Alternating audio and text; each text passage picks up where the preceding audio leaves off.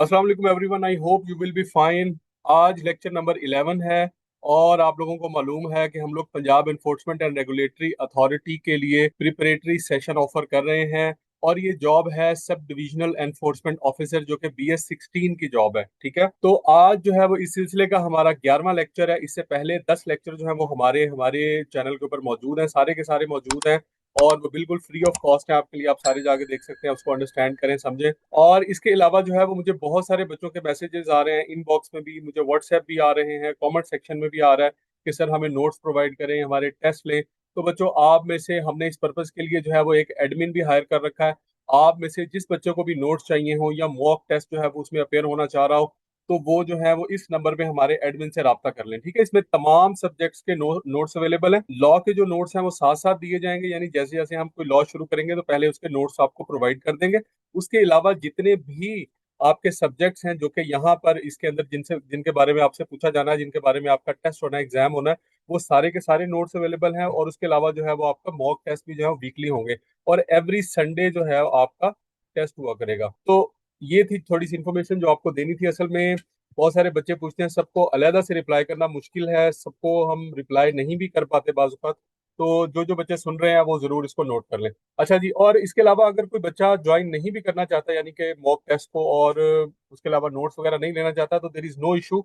आप लोग जो है वो यहाँ से अगर यूट्यूब से अगर आप हमारे लेक्चर लेते रहते हैं तो वो भी सफिशिएंट है। अच्छा जी, आज हमने चैप्टर नंबर 12 से स्टार्ट करना। चैप्टर नंबर 12 क्या कहता है? It is about the conduct of inquiry. क्या इंक्वायरी कैसे कंडक्ट करनी है, और इसका सेक्शन क्या है? 48 है। अब आपसे पहला सवाल तो यहाँ से ये बन सकता है कि कंडक्ट ऑफ इंक्वायरी का सेक्शन कौन सा है? 48। इंक्वायरी जो है, in order to ascertain the facts, किसी भी फैक्ट को जो है वो कंफर्म करने के लिए, एसर्टन करने के लिए कि बाकी ये जो बात की जा रही है ये सही है या गलत है, इंक्वायरी कंडक्ट की जाती है। ठीक है, मिसाल के तौर पे आपके जो है वो आपको इन्फॉर्मेशन मिली है कि फलां शख्स जो है उसने जखीरा अंदोजी की है, तो आप क्या करेंगे? उसके खिलाफ जो है वो इंक्वायरी कंडक्ट करेंगे। ठीक है, आप ये देखेंगे कि वाकई क्या उसके पास जखीरा अंदोजी का माल पड़ा हुआ था और वो माल उसने रातों रात जो है वो गायब कर दिया, किसी ने उसको इन्फॉर्मेशन दे दी या कोई ऐसा मामला। तो आप क्या करेंगे? इन फैक्ट्स को असर्टन करने के लिए क्या करेंगे? इंक्वायरी कंडक्ट कराएंगे और उसमें मुख्तलिफ अफसरान जो है उनको वो शामिल करेंगे। मुख्तलिफ लोगों से आप जो है वो स्टेटमेंट्स लेंगे, ठीक है, उनसे एविडेंस कलेक्ट करेंगे और उसकी बेस पे आप जो है वो फैसला करेंगे। तो अब इसके अंदर एक इनिशिएटिंग अथॉरिटी होती है कि इंक्वायरी को कोई इनिशिएट कौन करता है। या तो अथॉरिटी कर सकती है। अथॉरिटी से मुराद जो है वो, अथॉरिटी से मुराद क्या है? CM है, CS है, चीफ सेक्रेटरी, या फिर जो है वो DG है। ठीक है, या फिर कोई और ऑफिसर है जो उसने डेजिग्नेट किया हो। यहाँ अथॉरिटी से मुराद ये है। बोर्ड से मुराद क्या है? ये डिस्ट्रिक्ट बोर्ड की बात हो रही है, जिसको जो है वो DC हेड कर रहा है, जिसमें DPO भी मौजूद है, जिसमें बाकी लोग भी, मेंबर्स वगैरह भी मौजूद है। ये उसकी बात हो रही है। या हेयरिंग ऑफिसर जो है वो इंक्वायरी स्टार्ट कर सकता है। इनिशिएटिंग का मतलब होता है स्टार्ट करना किसी चीज को। इनिशिएटिंग मीन स्टार्ट करना, स्टार्ट करने वाली अथॉरिटी। या सब डिविजनल एनफोर्समेंट ऑफिसर जो है, ठीक है, वो भी स्टार्ट कर सकता है। या एनफोर्समेंट ऑफिसर इनिशिएट कर सकता है। एज द केस में भी कोई भी कर सकता है, अपॉन ओन मोशन, या तो खुद से, और upon the receipt of the information from the complainant, या किसी कंप्लेनेंट से। ठीक है, अब मिसाल के तौर पे कोई कोई जमीन है पब्लिक की और उसके साथ कोई शख्स जो है वो अपनी कंस्ट्रक्शन कर रहा है। ठीक है, तो किसी ने कंप्लेन कर दी कि ये जो पब्लिक की लैंड है ये भी इसके अंदर इसने अपनी दीवार के अंदर ले ली है। तो ऐसी सिचुएशन में क्या होगा? वो आपने उस शख्स को बुलाएंगे, वो कहेगा कि जी ये मेरी अपनी जमीन है, आप चेक कर लें बेशक। तो आप क्या करेंगे? ऐसी सिचुएशन में एक इंक्वायरी कंडक्ट करेंगे। ठीक है, और उसके अंदर जो है वो रेवेन्यू स्टाफ को भी आप डालेंगे, किसी तहसीलदार को भी हो सकता है ऐड कर दें, किसी पटवारी को ऐड कर दें, और जो है वो क्या करेंगे? एक इंक्वायरी जो है वो स्टैंड कर देंगे। तो वो जो है वो साहब सारों से इंफॉर्मेशन लेके, ठीक है, सारों की स्टेटमेंट्स लेके फिर आपको ये बताएंगे कि इस इंक्वायरी की फाइंडिंग्स क्या है। या फिर आपको कोई विसल ब्लोअर भी कोई इन्फॉर्मेशन दे सकता है, कोई कंप्लेनेंट चुपके से आपको बता दे आके कि भाई ये देखें ये गलत काम हो रहा है, और on the reference from department, कोई डिपार्टमेंट भी आपको रेफर कर सकता है। रेवेन्यू डिपार्टमेंट इवन हिमसेल्फ आपको बता सकता है कि जी ये फलां जगह पे सरकारी जमीन पर कब्जा किया जा रहा है, और हम जो है वो इसको छुड़वाने के लिए, जो कि हमारे पास इस तरह की फोर्स नहीं है, सार्जेंट वगैरह नहीं है, तो आप बराए मेहरबानी जाके इसको छुड़वाएं। Regarding any offence under the act और स्केजुअल लॉज। एक्ट के अंडर, एक्ट से मुराद जब भी यहाँ पे जिक्र होगा तो इसका मतलब है पीरा एक्ट, और स्केजुअल लॉज का मतलब है 5 स्केजुअल लॉज हैं। ठीक है, तो वो क्या करेगा? इंक्वायरी को इनिशिएट करेगा इमीडिएटली। ठीक है, सेक्शन 48 की क्लॉज बी क्या कहती है? इंक्वायरी ऑफिसर जो है वो कौन होता है? Upon initiation of inquiry the initiating authority may conduct inquiry itself. जो इनिशिएशन जो ऑफिसर है ना, या तो वो खुद ही इंक्वायरी कंडक्ट कर लेगा, मिसाल के तौर पे SDO ने किया तो वो खुद ही इंक्वायरी अपने पास कंडक्ट कर लेगा, या फिर किसी अफसर को डेजिग्नेट कर देगा कि आप इंक्वायरी ऑफिसर है, आप इंक्वायरी करके बताएं। आमतौर पे किसी और को डेजिग्नेट किया जाता है। Appoint an inquiry officer subordinate to it and senior to the person under the inquiry to conduct such inquiry. ठीक है, किसी शख्स को जो है वो सबॉर्डिनेट को किसी को जो है वो इंक्वायरी के लिए भी कह सकता है, लेकिन जिस शख्स की इंक्वायरी हो उससे वो सीनियर ही होना चाहिए। अगर इंक्वायरी जो है वो किसी एम्प्लॉय के बारे में है, तो आप जिस पर्सन को, मिसाल के तौर पे इंक्वायरी है आपकी इन्वेस्टिगेशन ऑफिसर के बारे में, आईओ के बारे में, तो आप अगर उसकी इंक्वायरी दे देते हैं सार्जेंट, तो क्या ये सही है? गलत है। ठीक है, तो इन्वेस्टिगेशन ऑफिसर की इंक्वायरी है तो वो कौन कर सकता है? वो इन्फोर्समेंट ऑफिसर कर सकता है। या कौन कर सकता है? वो एसडीईओ कर सकता है। ठीक है, या कौन कर सकता है? कोई और ऑफिसर जो इसे इन्वेस्टिगेशन ऑफिसर से ग्रेड में ज्यादा है, मसलन सीनियर एसडीओ जो है वो भी कर सकता है। अब कुछ बच्चे कहेंगे कि सीनियर एसडीओ कहाँ से आ गया? तो बच्चों, ये जो एसडीओ आप लोग भर्ती होंगे ना, तो आप प्रमोशन के बाद सीनियर एसडीओ बना दिए जाएंगे। ठीक है, तो ये आपको समझाने के लिए थोड़ा सा बताया। क्लॉज सी का पॉइंट ए देखें जी, procedure to conduct the inquiry. Inquiry conduct करने का प्रोसीजर क्या है, इसको थोड़ा सा देख लेते हैं। इसमें दो पॉइंट्स हैं जी, पॉइंट वन और पॉइंट टू है हमारे पास। पॉइंट वन में क्या कहता है? द इंक्वायरी ऑफिसर में इंस्पेक्ट द साइट। जिस जगह के मुतालिक जो है वो इंक्वायरी उसने करनी है उसको इंस्पेक्ट करेगा। उसके बाद है जी प्रियूज द रिकॉर्ड। प्रियूज द रिकॉर्ड का मतलब है कि गौर फिक्र करेगा, छानबीन करेगा रिकॉर्ड की। गेट द स्टेटमेंट्स रिकॉर्डेड, जो वहां पे लोग मौजूद हैं, मुतल्लका लोग हैं, कंसर्न लोग हैं, उनसे स्टेटमेंट लेगा। ऐसे नहीं हर किसी से, जो कंसर्न लोग हैं ना उससे रिलेटेड उनसे वो स्टेटमेंट लेगा। And take such other measures to ascertain the fact. ठीक है, और इसके अलावा जो है वो तमाम काम करेगा। हो सकता है वहां पे कहीं से रिकॉर्डिंग ले ले सीसीटीवी कैमरा की, कि वो पता करेगा जी इसके आसपास जो है वो, अगर पता लगा है कि रातों रात इन्होंने सामान यहाँ से गायब कर लिया, तो ऐसी सिचुएशन में क्या करेगा कि आसपास के लोगों से सीसीटीवी फुटेज भी ले सकता है, आसपास के लोगों के बयान भी ले सकता है कि भाई ये बताएं कि रात यहाँ पे से इन्होंने कोई सामान वगैरह, कोई चीनी, कोई गंदम, कोई खाद वगैरह जो है वो यहाँ से कहीं और शिफ्ट तो नहीं किया। तो ऐसी सिचुएशन में वो तमाम काम कर सकता है जो कि एक एविडेंस के तौर पे यहाँ पे काम आ सकते हैं। ठीक है, अकरेंसेस, ओमिशंस और scenarios as may be prescribe. ठीक है, इन फैक्ट्स को, अकरेंसेस को, ओमिशंस को या सिनेरियोज को जो है वो एज सर्टन करने के लिए, ये जानने के लिए ये सही है या गलत, ठीक है, एज मे बी प्रिस्क्राइब्ड, जिस तरह से उसको तजवीज किया गया है। अच्छा, अब इसका जो कंप्लीट तरीकाकार है वो यकीनन रेगुलेशंस वगैरह में जो है वो दिया गया होगा। ठीक है, क्योंकि यहाँ पर जो है वो बड़ी माइनर सी डिटेल है।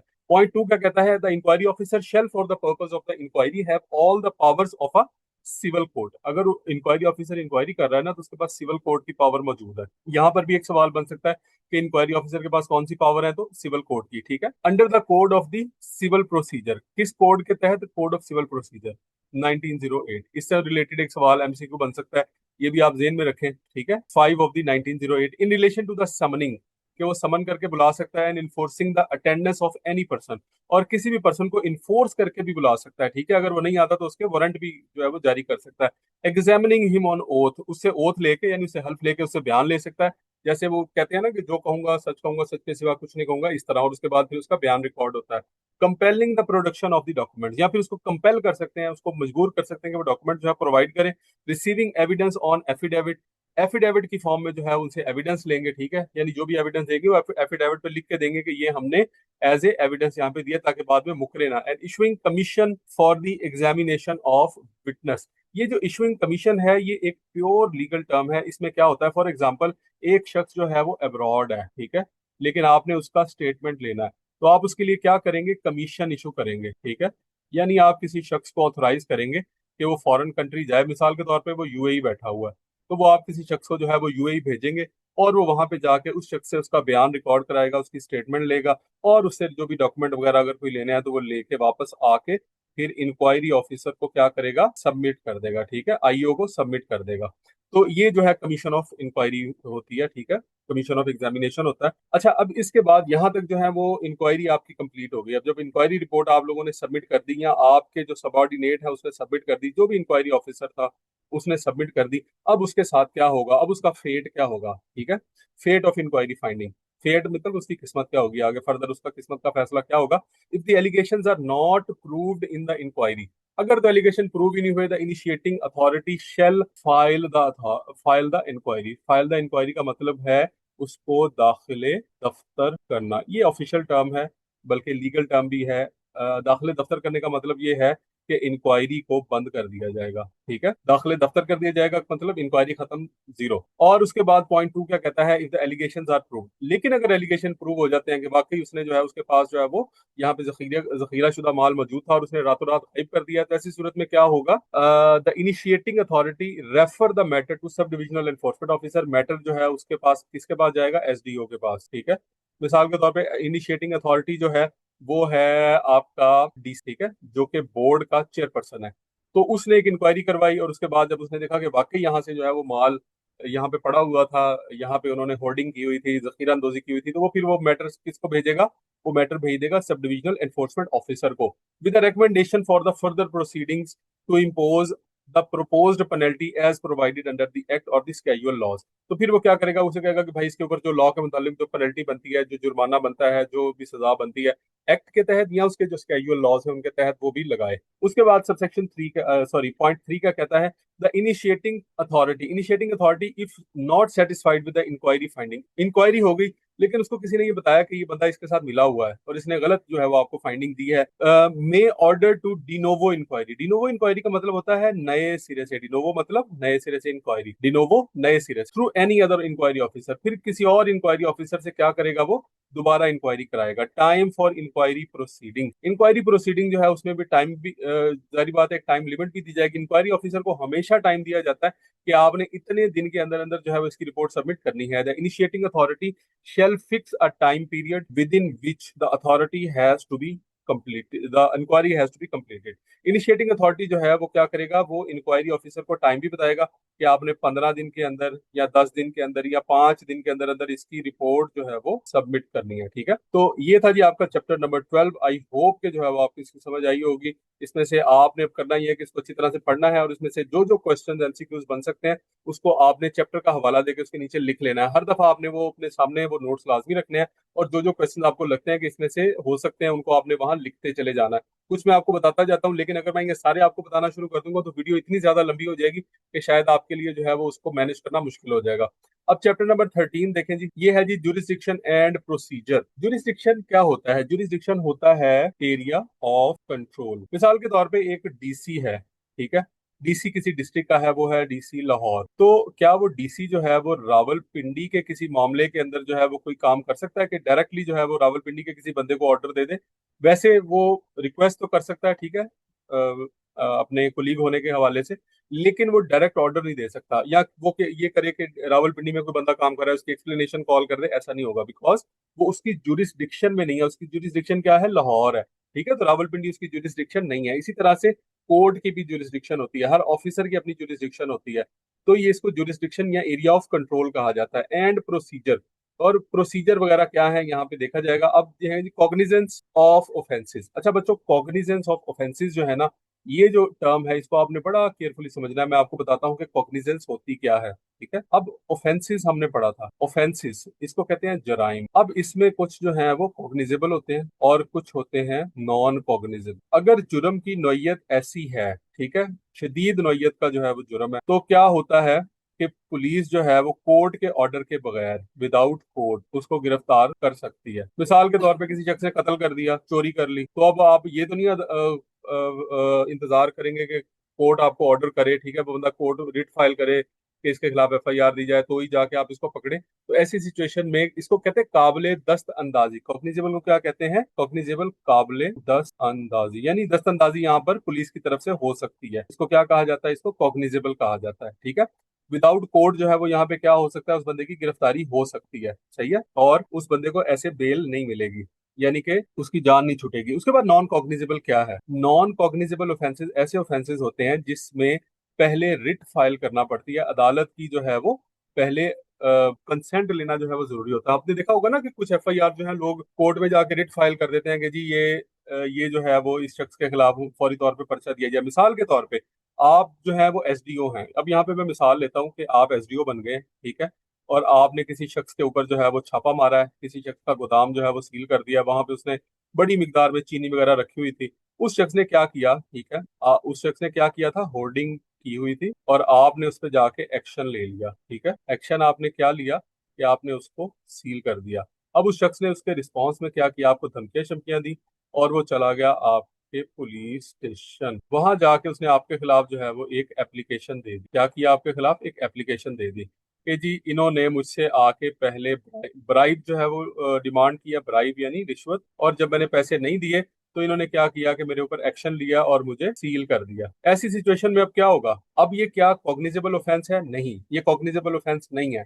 उसकी वजह यह है कि यहाँ फौरी तौर पे पुलिस जाके उस एसडीओ को गिरफ्तार नहीं करेगी, बल्कि वो कहेंगे कि भाईजान पहले आप जाके कोर्ट के जरिए आए, पहले आप जाएं और कोर्ट में जाके रिट फाइल करें, वहां पे जाके ये बताएं। कोर्ट जो है इसके ऊपर क्या करेगी? एक इंक्वायरी करवाएगी, ठीक है। ये इंक्वायरी आमतौर पे कौन करता है? ये इंक्वायरी आमतौर पे कोई कोई एसएसपी कर सकता है, कोई एएसपी कर सकता है, कोई डीएसपी वगैरह कर सकता है। आमतौर पे जो है वो एसएसपी लेवल का बंदा होता है, वो इस इंक्वायरी को कंडक्ट करता है। वो इंक्वायरी की फाइंडिंग जो है वो लेके किसके पास आएगा? वो आएगा कोर्ट के पास, सही है। वो इंक्वायरी की फाइंडिंग जो आके यहाँ आके कहाँ पे आएगा? इधर कोर्ट के पास आएगा, और कोर्ट जो है फिर उसकी बेस पे जो है वो फैसला करेगा कि ये जो एसडीओ साहब हैं ये वाकई इन्होंने गलत किया है, इनके ऊपर एफआईआर होनी चाहिए या नहीं होनी चाहिए। तो आई होप कि आपको जो है कॉग्निजेबल और नॉन कॉग्निजेबल दस्तंदाजी और नाकाबिले दस्तंदाजी जुर्म का पता लग गया होगा। अगर ये नाकाबिले दस्तंदाजी जुर्म जो जराइम जो है वो ना रखे जाएं तो पुलिस जो है वो सारे शहर के अफसरान को उठा ले। इसकी वजह यह है कि इन्फोर्समेंट अथॉरिटी के जितने भी लोग होते हैं, आवाम उनसे खुश नहीं होती। जब भी आप कल को एसडीओ बनेंगे और तब आप देखेंगे कि आवाम आपसे खुश नहीं होगी, आवाम जो है वो आपके खिलाफ एप्लीकेशन देगी, और अगर जो है वो इसको काबिल दस्तंदाजी जुर्म बना दिया जाए तो आप जो है वो देखेंगे हर रोज कोई ना कोई ऑफिसर जो है वो अरेस्ट होके जा रहा होगा। तो इसका मतलब ये है कि यहाँ पे आपको जो है वो एक तरह का इन्होंने कवर प्रोवाइड किया हुआ है। तो अब कॉग्निजेंस ऑफ ऑफेंसेस, कॉग्निजेंस का मतलब आपको समझ आ गया होगा। सिर्फ एक वर्ड को समझाने के लिए मैंने ये सारी इतनी लंबी तमहीद बांधी है। आई होप कि आपको बहुत अच्छे तरीके से ये समझ आया होगा। अब कॉग्निजेंस ऑफ ऑफेंसेस क्या है? Not with standing anything contained in the code, all offences punishable under the act shall be cognizable and non bailable. ये सारे के सारे जो है वो कॉग्निजेबल हैं। यहाँ पे जितने भी जो है वो उसने कहा है कि ऑफेंसेस ऊपर जिक्र हुआ है ना जिनका, वो सारे के सारे कॉग्निजेबल हैं। यानी जो कल्प्रिट्स है ना, यानी जो बंदा जखीरा अंदोजी कर रहा है, ठीक है, जो बंदा ओवर प्राइसिंग कर रहा है, कुछ भी कर रहा है, उसको पुलिस जो है वो डायरेक्ट अरेस्ट कर सकती है, ठीक है। या उसको जो पीरा फोर्स है वो डायरेक्ट अरेस्ट कर सकती है, ठीक है। पुलिस या पीरा डायरेक्ट उसको अरेस्ट कर सकती है। उसके लिए जो है वो क्या है? कोर्ट की परमिशन की या रिट फाइल करने की जरूरत नहीं है, ठीक है जी। और ये नॉन बेलेबल है, यानी इसकी जो है वो प्री अरेस्ट बेल नहीं हो सकती, जमानत कबल गिरफ्तारी नहीं हो सकती है, ठीक है। कोर्ट में जाएगा, वहां पे केस चलेगा और उसके बाद ही जो है वो कोर्ट चाहेगी तो उसको जमानत देगी। प्री अरेस्ट बेल यहाँ पर नहीं मिलेगी, का जमानत जो है वो कबल गिरफ्तारी यहाँ पर नहीं होगी। उसके बाद सेक्शन सबसेक्शन 2 क्या कहता है? सेक्शन 49 है और इसका सबसेक्शन 2 है the sub divisional enforcement officer में। अब सब डिविजनल एनफोर्समेंट ऑफिसर जो है वो यहाँ पर क्या करेगा? कंडक्ट एन इंक्वायरी हिमसेल्फ और through an inquiry officer as provided under the act और एज मे बी प्रिस्क्राइब्ड। या वो खुद करेगा या किसी ऑफिसर से करवाएगा, जैसा कि जो है वो उसमें तजवीज किया गया। तो वो ये सारी चीजें रेगुलेशंस के अंदर लिखी गई होंगी। बी है जी, convert the finding of an inquiry under the act into FIR. और वो ये भी कर सकता है कि इंक्वायरी की जो फाइंडिंग आई है ना, उसी को एफआईआर का हिस्सा बना के उसी के बेस पे उस बंदे पे एफआईआर दे दे के वाकई इस बंदे ने जो है वो यहाँ पर माल रखा हुआ था, यहाँ पे होर्डिंग की हुई थी, जखीरा अंदोजी की हुई थी, ठीक है।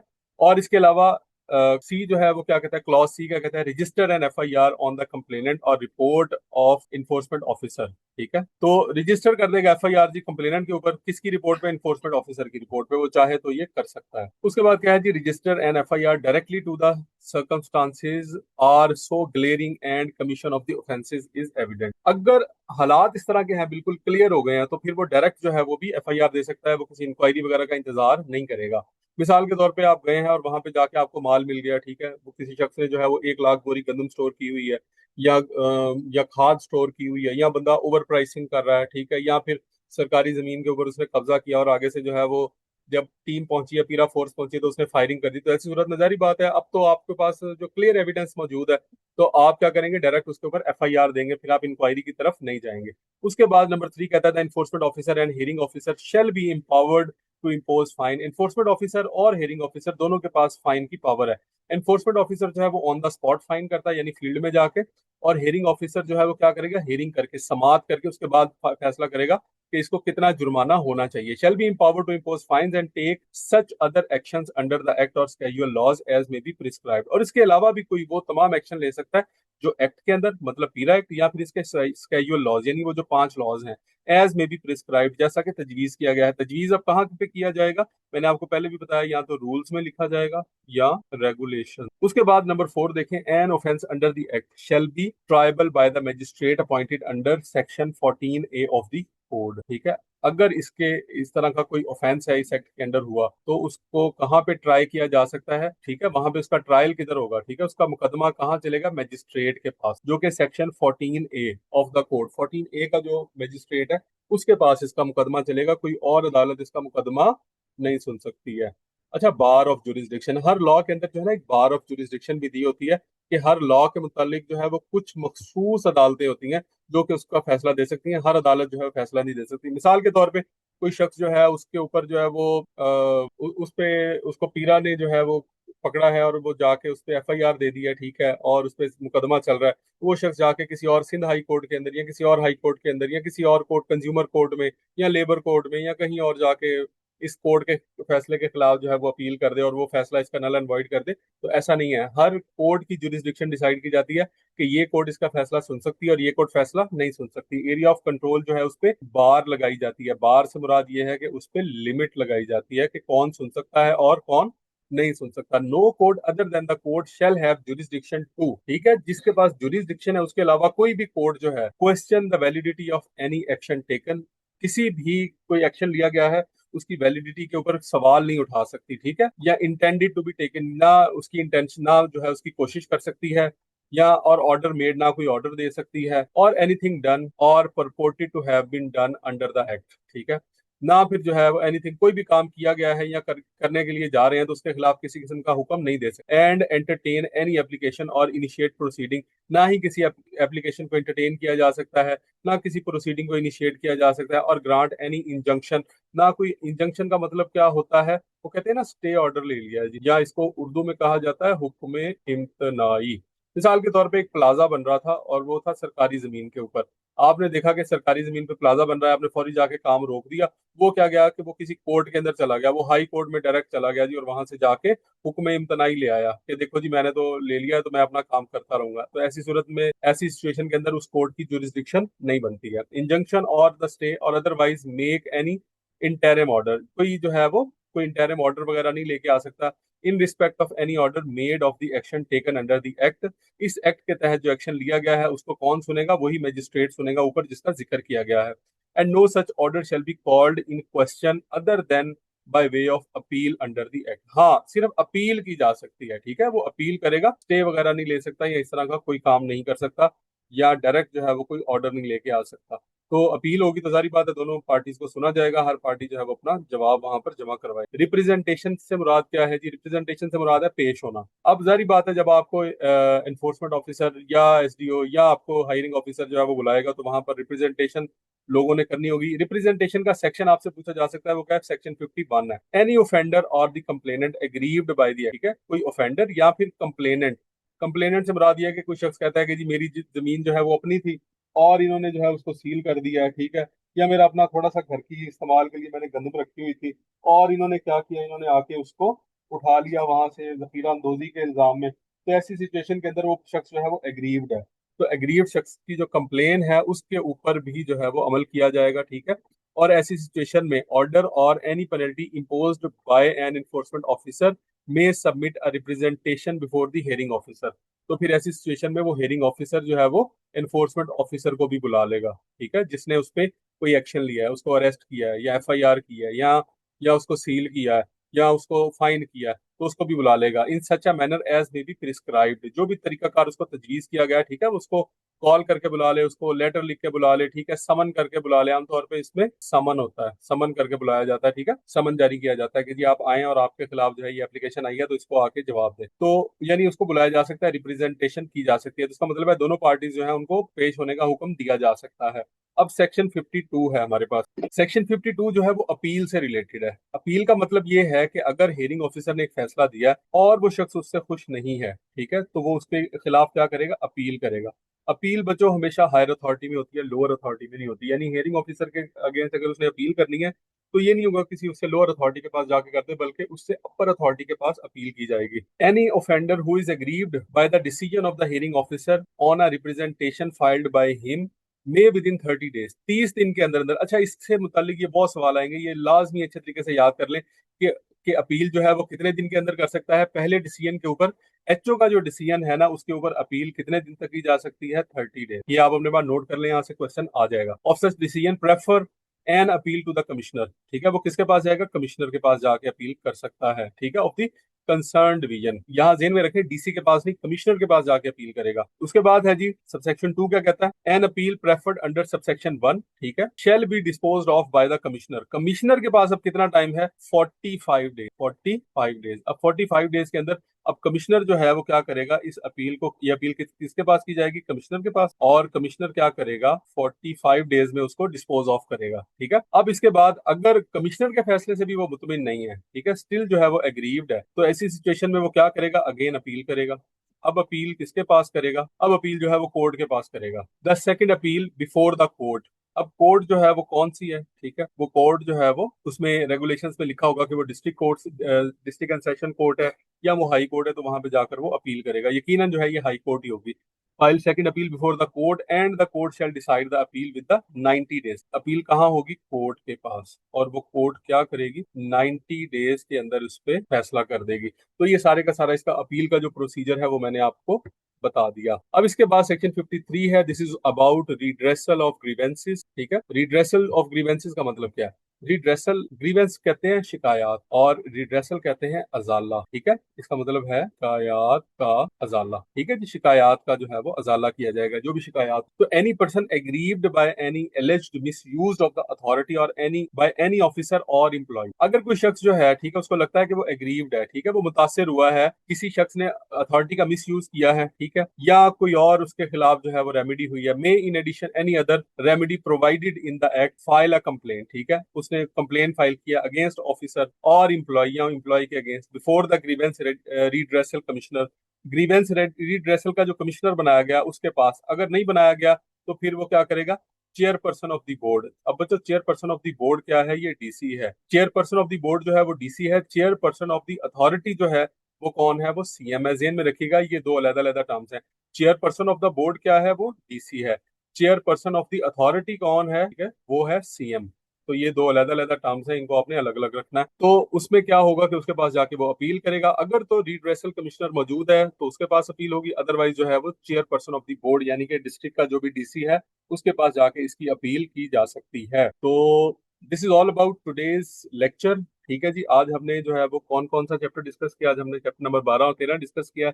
मेरा इरादा ये था कि चैप्टर नंबर 13 भी आज, 14 भी मैं इसमें ऐड कर दूं, लेकिन चूंकि ये लेक्चर जो है वो काफी लंबा हो गया है, तो मेरा ख्याल है कि आज के लिए इतना ही काफी है। तो इसको इंशाल्लाह हम लोग नेक्स्ट लेक्चर के अंदर हम कवर करेंगे। आई होप कि अगले 2-3 लेक्चर्स के अंदर जो है वो हमारा पीरा एक्ट खत्म हो जाएगा। इसको मैं ज्यादा डिटेल के साथ इसलिए पढ़ा रहा हूँ बिकॉज ये आपका बेसिक एक्ट है। सबसे ज्यादा सवालात जो है वो आपसे पीरा एक्ट से मुतालिक पूछे जाएंगे।